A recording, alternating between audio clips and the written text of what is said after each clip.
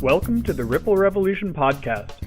In this podcast, we take a new look at how we think about making a difference with an approach that integrates living an energized life and making the world a better place.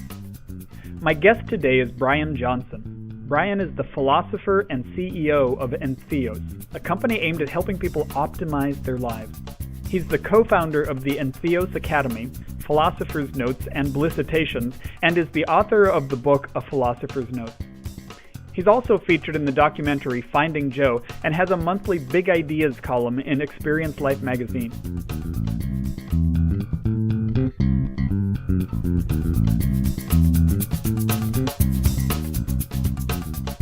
Hello, Brian. First, I want to say that I am so completely amped to have an interview with you as the maiden voyage here for the Ripple Revolution podcast. I can't think of many more people who would be better for it, because you really have a foot in each of the camps of the questions that we're going to be looking at over the course of this series. One of those is, how do I live a fully energized life? And then the other one is, how do I make a difference in the world? So let's start off just with what you're up to now. Could you tell us a little bit about Anthias?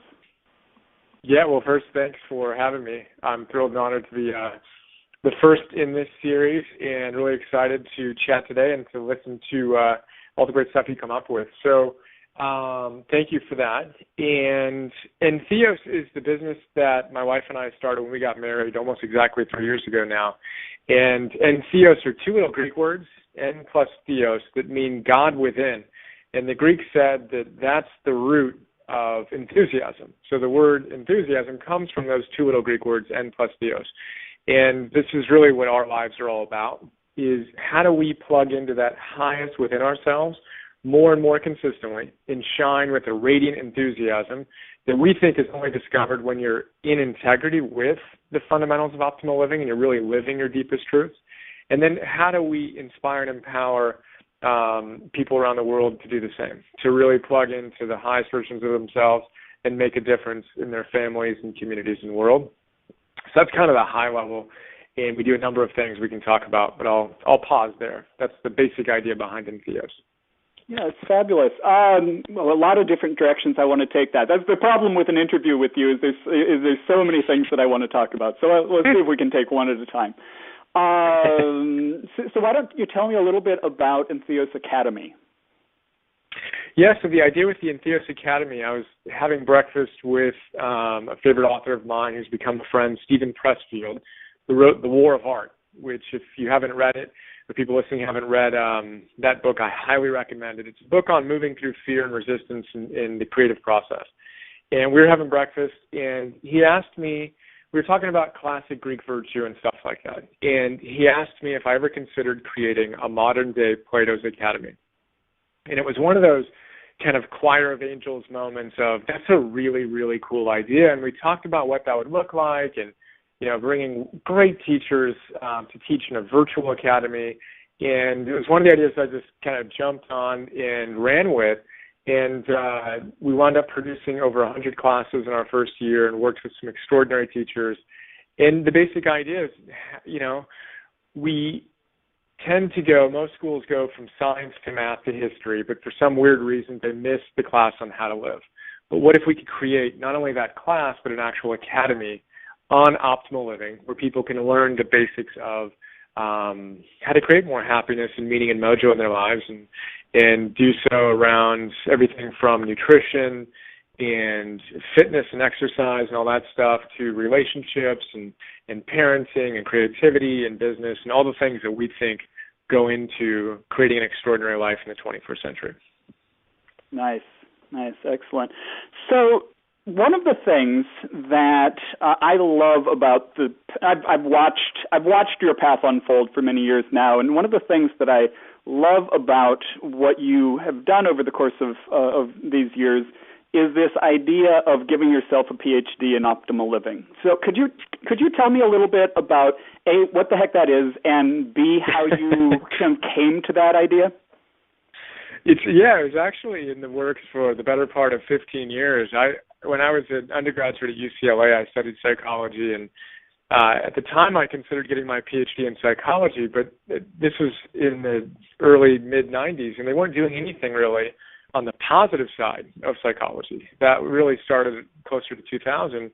And so I didn't wind up getting my PhD then, but it was always a kind of dream of mine to study how to, I didn't use these words, but how to optimize our lives. And leadership was kind of a theme of that. But I've always been fascinated by what makes great people great. What is it about that 0.001% who really go out and make a difference in the world? And so as I started my career and did various things, I always had in the back of my mind going back to school. And I had thought about psychology when the positive psychology movement really got going, philosophy, religious studies, getting my master's in business. I thought about all these things, but there really wasn't a program that integrated all the stuff I wanted to study, which included all those things, but also more of the practical side of old school philosophy and mysticism and the modern day, self-development literature with creativity and nutrition and all those things. So after selling my second business about 6 years ago now, I think, I decided to give myself my own PhD and integrated all the stuff I just described into my own program. And I figured I'd get a master's when I had distilled 100 of my favorite optimal living books into fun little summaries called Philosopher's Notes. I spent 2 years doing that, and then spent another couple of years basically teaching a class called Optimal Living 101 and writing a book that was kind of my dissertation summarizing all my favorite big ideas and hopefully providing people with a glimpse into what I think are some of the key fundamentals of optimizing our lives. Excellent. And gave myself a PhD in the process. Perfect. Which is a good lead into the next question on the optimal living idea that I had, which is, okay, here's this thing that you did. Now making it applicable to what other people are doing in their lives. What did you glean from that? What would you share from doing the experience, and then also the what would you share as to what's most important for people to know, to incorporate, to learn, etc. as they move towards optimal living? Yeah, well, in the process of reading all these books and read hundreds of different books, I basically identified 10 principles that I thought the great teachers came back to again and again and again. And starts with optimism. All the great teachers tell us that we need to get our minds right. If we can't put our attention where we want, when we want, then we're going to have a really hard time living an optimal and happy life, a meaningful life. And then it continues into purpose. Great teachers tell us we all have a purpose. What is it that we're here to do? How do we live that? And that requires self-awareness, which is the third principle. And then I bring it into more of the practical of goals. Scientists tell us happy people have projects, they have goals. And then principle number 5 is action. Well, all that's nice, but if you don't take consistent action, then none of the stuff really matters. So that's number 5. And then number 6 is energy, actually optimizing our health and well-being. And I like to say if you have a hard time getting out of bed, you're going to have a hard time living at your highest potential. And then wisdom, all the teachers come back to the idea that life is our classroom, that every moment is an opportunity to learn and to grow. So I talk about that a lot. And then courage comes from the same Latin word as heart. So just as your heart pumps blood to your arms and legs and vital organs, courage is the virtue that vitalizes all the other virtues. All the great traditions and teachers talk about that. And then love, of course. None of that stuff matters if we don't have love. And that starts with ourselves and kind of emanates out. And then this idea of NCOs, of connecting to something bigger than ourselves. So I love framing a lot of my work around those 10 principles. But then what I'm most passionate about is the fundamentals. So focusing on the day in and day out simple fundamentals that we can do that actually help us stay plugged in. And then specifically the Greek idea of virtue, of arete. The Greeks said that if you want happiness, and all of my work can be summarized into this one word, arete, which the Greeks said is the key to flourishing, which is essentially, it's translated as excellence or virtue, arete is, but it means something closer to essentially expressing the highest version of yourself moment to moment to moment. So when you do that, when we show up and we do what we're capable of doing more and more consistently, that's when we experience happiness. When we don't, then there's a gap between what we're capable of being and what we're actually being. That's where regret and anxiety and disillusionment comes in. So how do we close that gap more and more consistently? We're never going to be perfect, but how do we step forward into growth and live at our highest more and more consistently? And that's kind of the main through line of all of my work. So then these 10 principles is part of what the answer to that is. The answer to how do you step forward and live that? Yeah. The way that I describe it is, okay, if I had to summarize all of my work in one word, it's arte. Mm-hmm. And then, okay, that's nice, but let's give it a little more detail. And here are 10 principles, and then each of those 10 principles obviously have a lot of theory and very practical applications of those ideas. And that's kind of how I unpack the wisdom that I've studied and strive to integrate into my life. I love it. And so as I'm listening to this, with the Ripple Revolution and the ideas behind that, is really taking a look at this idea of the fact that the personal development we do and the work that we do on our own lives isn't actually at the opposite end of the spectrum from the difference that we make in the world. It's actually at the heart of it. And when you do the work on your own life, it creates the foundation and the focus and the fuel for the work that you can do out in the world. And what I see in these things that you're talking about is really another way of talking about that. I completely agree. It's the idea of being the change, and for me, there's that. The way that I do live an energized life is by striving to make a difference, and the way that I make a difference is by being energized, and it's this beautiful, harmonious cycle that feeds each other, and that's it. Is for us is plugging into that highest version of ourselves, and how do we do that more and more consistently? And as we do that, and only when we do that, can we really most fully give ourselves to the world. And a lot of times we kind of skip into all the busyness of life, and we forget the very things that actually allow us to really give our gifts, the exercise, the nutrition, the meditation, the time for contemplation, etc. Absolutely. So, and I think that's a really important point that gets skipped over way too often. Is the impact that this personal stuff has both on our own lives and the world around us. So could you talk about just your own perspective on the importance of that and the impact that has on people and what they're able to do in the world? So can you reframe that for me? Tell me. Yeah, absolutely. The internal work and the work that we do with our own lives, so whether it's personal development, whether it's the health piece, et cetera, what's the importance of that, and then what impact does that have both on our own individual lives and then also what we're able to do and create, et cetera, out in the world? Fantastic. Got it. So the interesting thing is scientists tell us that positive psychologists and people who study happiness tell us that happiness precedes success. So happier people are more successful. They're healthier, they're wealthier, they're more successful in every regard. And what's very interesting is they're actually also more other-centered. So happy people are more other-centered and less self-centered. So a lot of people think that committing ourselves to our own happiness and to plugging into the highest version of ourselves and to optimizing our lives is an inherently selfish act. And the science says, well, it's actually one of the most unselfish things you can do in the bigger sense, because it's only from that place of true health and vibrancy and fulfillment and meaning and flourishing that we can most powerfully give ourselves to the world, and that we actually get out of our self-centered approach.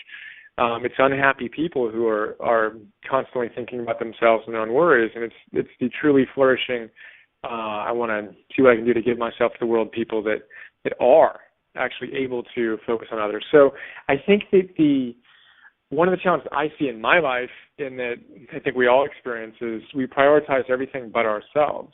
So we've got these important meetings on our calendars, but for whatever reason, our meditation practice and sitting for 12 to 15 minutes a day, which science unequivocally says is one of the most powerful things we can do, our exercise, and all these other things that we know are important for us that we really want to get to, are always left to the end of the day, and they don't make the schedule. And I like to reframe that and act as if that was the most important meeting of the week. If you were going to meet your hero tomorrow morning at 8 a.m. or 7 a.m., you would never miss that meeting.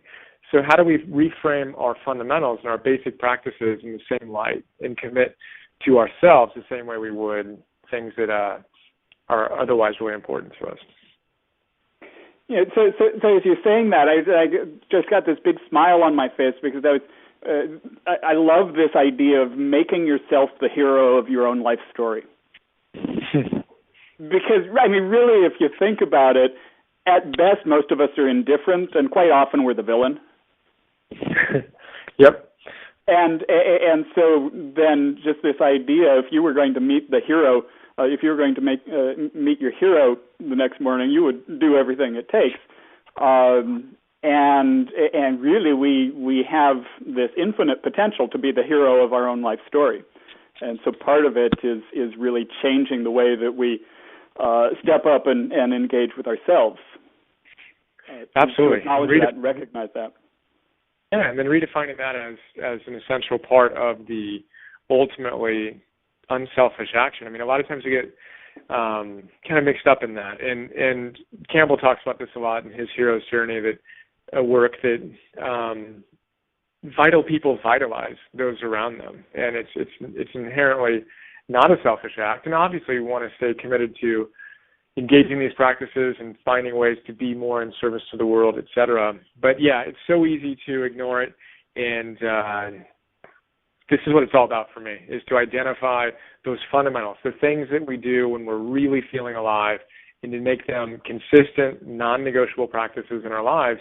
And as a guy who's been very up and very down over the course of my life, it's like scaffolding. You can't fall that far down when you're exercising consistently, meaning 5-6 days a week.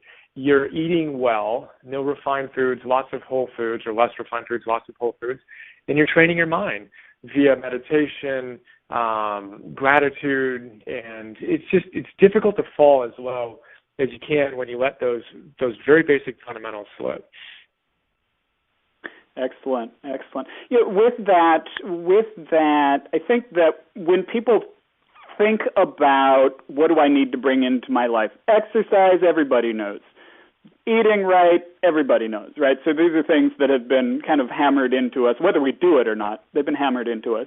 I think what doesn't get so much attention is that piece that you said about training the mind. So let's talk a little bit about that, because I think that's a really important piece that has a lot to do with how we're able to show up in the world and the potential that we have both to live an energized life and to maximize the impact that we can make out there. So what does that mean? And then B, what kinds of suggestions do you have on that?